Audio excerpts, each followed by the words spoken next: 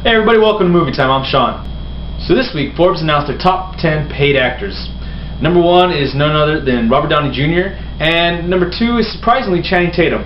What do you guys think of this? I didn't know that he was actually getting paid that much for movies like White House Down and what was the Magic Mike? I remember that was a lower budgeted film, only $7 million, $8 million for that one. So it's really surprising me that he's number 2, ahead of the likes of Hugh Jackman, Denzel Washington, Leonardo DiCaprio. Let me know what you guys think. I'll put up a list right here, and let me know what you guys think about this top 10 list. It is no surprise to me that Robert Downey Jr. is number 1, though, considering how much money he's made off of the Avengers and the new contract he signed with Marvel for upcoming Avengers films as well. And I'm pretty sure he's going to be on there for probably the next couple years at the number 1 spot. So let me know what you guys think down below. Also, in news for you comic book fans out there, this past week Fox announced that they registered a domain name with X-Force in it. So what does this mean? X-Force is really cool. I remember getting a couple of their comic books when I was younger. Cable is pretty much like the leader of them. He is Cyclops' son, spoiler alert for you guys that don't know. Do you think that this could be a tie-in for maybe where the movies are going? Like maybe some post-credit stuff with this Days of Future Past? You think the next step could be going into the future and then going from there with the X-Men franchise? What do you guys think? Let me know. Sylvester Stallone teased on his Twitter just recently that it'll be Mad Max vs. Barney. This could be related to his Expendables 3 casting. He's been trying to get Mel Gibson to direct the movie, star in the movie, be a big part of it. And this could possibly mean that Mel Gibson would be the villain, which would be pretty cool. Mel Gibson's a really good actor. I've always liked everything that he's done, starting from Braveheart and on. One of my first movies I remember him in that I really loved was called Bird on a Wire with Goldie Hawn. But getting him into Expendables is like awesome. If he was to play a villain in the movie, that'd be even more awesome. Because he has been getting a lot of negative light for over the last few years because of some comments that he's made. But he's been doing a lot of smaller movies like The Beaver.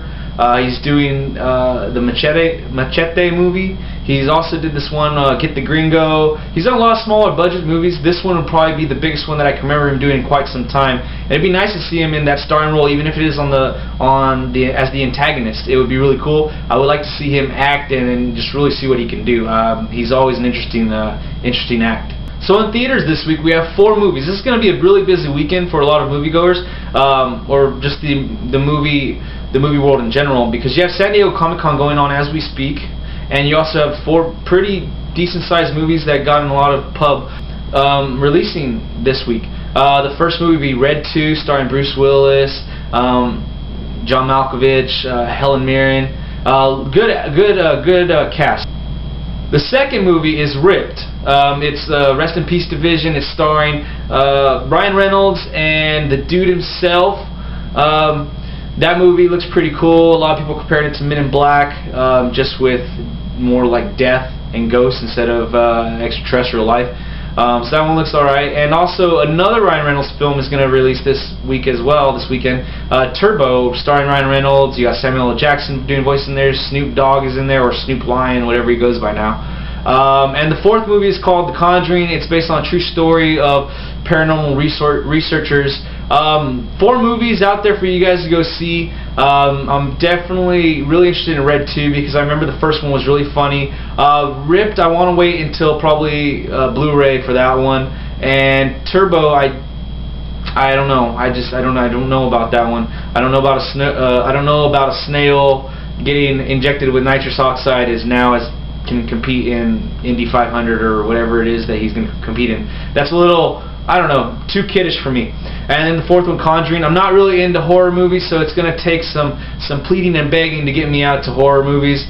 But we'll see. You never know.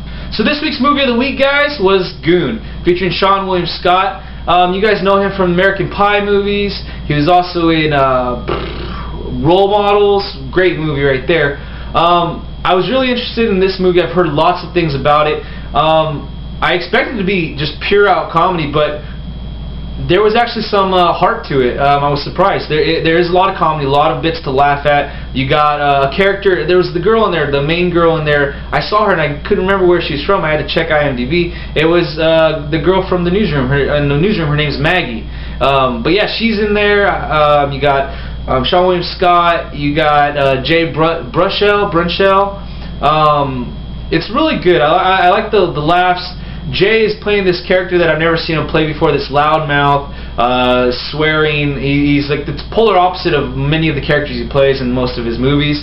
And then Sean William Scott is playing this guy who's trying to find something for himself. He knows what he is, in a sense that he's not the smartest guy. He's not his brother. He's not going to be following his family lineage and going to be a doctor, but he wants something in life. And he meets this girl. He has a huge crush on her, which is that's a quote of his. He says, "I have a huge crush on you," and it's so endearing, kind of, when he says it. When the conversation he's having with the girl at that time, it's really endearing. The heart behind this story is Sean William Scott does a great job, giving it more than just the comedy side, comical side. I definitely enjoyed it. The hockey scenes were really good. All the fights were funny. I think they really did show some variety in some of the fights. One of my favorite ones is when he's looking at the star player, grabs the shirt of the guy, and is literally just punching him while dogging out the star player. It's super hilarious.